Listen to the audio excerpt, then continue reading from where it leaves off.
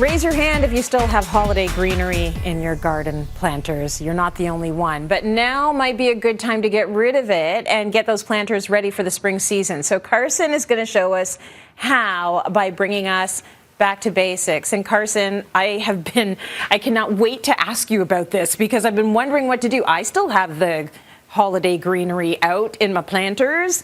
Okay, good. You too. That makes me happy. Too early for summer flowers, but how do we fill in this in-between stage?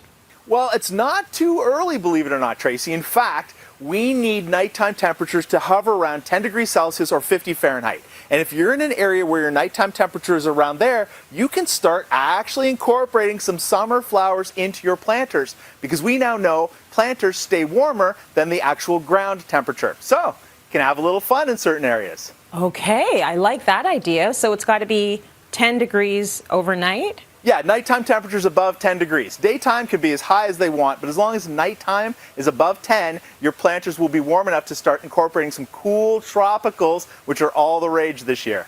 Okay, do you have to dump out the soil that's in the container right now, or can you just add some new soil to it? Whenever I get this question, the first thing I think of is, come on, are you that lazy? Kidding, there's no judgment here. The truth is, this soil that had the plant in it last year needs to be composted or removed from your container for two very good reasons.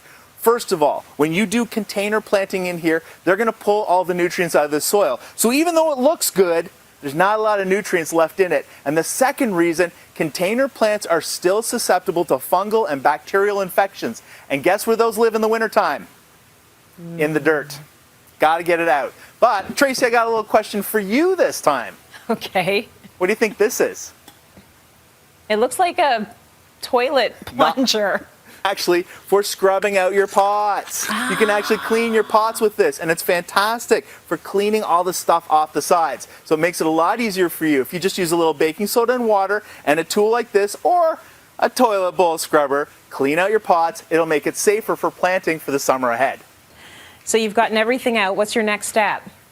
The soil is going to be really important. Now, I love using lightweight container mix soil. I'm going to pull some over here. Now, this soil can have nutrients in it, but the big key for this soil is it has to be moisture absorbing, which means it holds more water for the actual plants. Separate from things like tomatoes or any of your vegetables, these types of plants don't pull as much nutrition out of the soil as the ones that are starting out really small and have to grow really big. So you don't need as much fertilizer, but they pull a lot of water. They dry out really fast. So this type of potting mix specifically designed for containers has lots of fibers in it, which holds the moisture so that your roots will stay hydrated all summer. Carson, remember the question I asked you every single time you were in studio with me and we were dealing with soil? Every single time I said, is this poo? Is it poo? So Carson, is there any manure in your... It's not poo. Well, I said it and then I kind of take it back. There is worm poo in here. Does that count? Okay, good to know. What do you recommend we add in terms of plant material to our planters? So this year, as I said, tropical plants are the huge trend. Everybody's going with green and white, but I want people to consider beneficial pollinators. They need color in here to bring those bumblebees in, all the good guys. And I know a lot of people are starting to run out of bulbs. So you have to go outside of the norm if you're going to think about putting bulbs in your planters. So you're now starting to see more retailers carrying fantastic assortment of bulbs that can go into your planters that'll bloom all summer long, keeping your beneficial pollinators with a food source that they desperately need.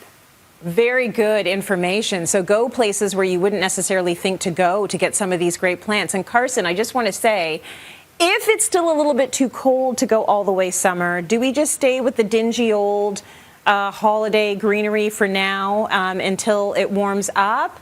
Or is there anything we can do in the meantime? Like, it looks pretty sad around my house right now. You're going to get me in trouble with this one, Tracy. No holiday decor. Get that out of there. But ferns, things like Kimberly ferns and big hardy ferns are totally fine. We use them in the fall. We can use them in the spring too, and they'll do great in cooler temperatures. Thank you. That's all I wanted to hear. Thank you.